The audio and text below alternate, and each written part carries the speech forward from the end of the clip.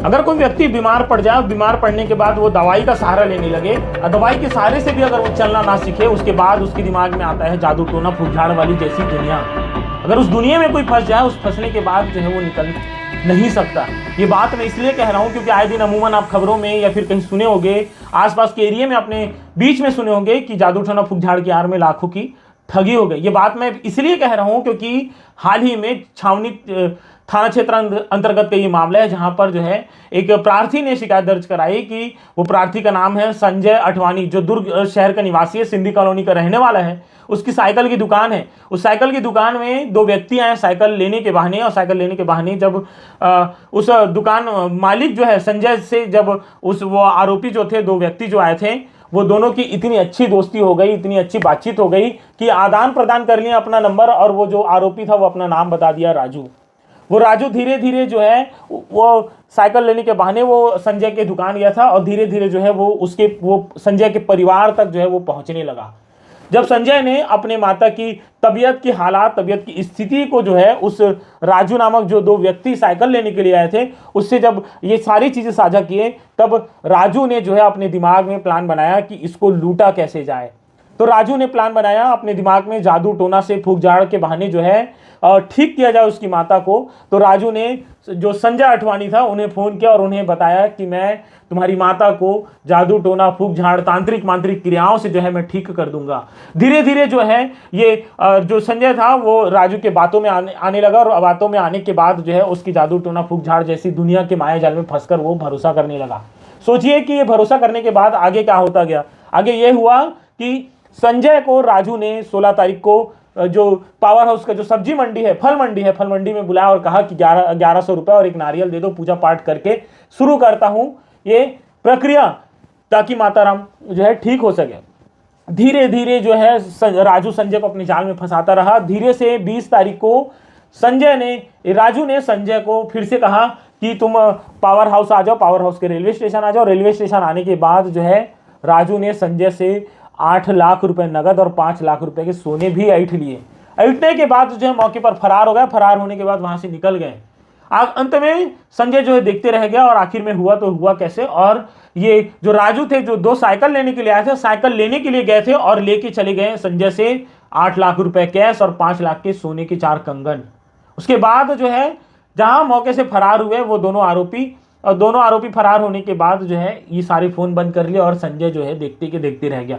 सोचने वाली बात है कि दवाई की आड़ में ठीक होने के संजय अपने मन बनाया था, पर ये माया जाल में फंसा, वो भी जादू टोना तांत्रिक मांत्रिक की दुनिया में फंसा। दुनिया में फंसने के बाद 13 लाख की ठगी का शिकार हो गया। मौके पर जब संजय जो है तुरंत शिकायत दर्ज कराया, क्योंकि संजय को पता चल चुका था कि वो ठगी का शिकार हो चुका है। संजय ने तुरंत जो है शिकायत दर्ज कराई। दर्ज कराने के बाद पुलिस जो है मौके पर पहुंचकर सीसीटीवी तमाम जो है चीजें खंगालना शुरू कर दी कि आखिर जो है ये हुआ कैसे। और उसके बाद जितने भी जो चीज़ें होती है, तकनीकी चीज़ें होती है, सीसीटीवी होती है, तमाम चीज़ों से वो आरोपी तक पहुंचने में दुर्ग पुलिस सफल रही। सफल होने के बाद उन दोनों को गिरफ्तार कर न्यायिक रिमांड पर पेश किए।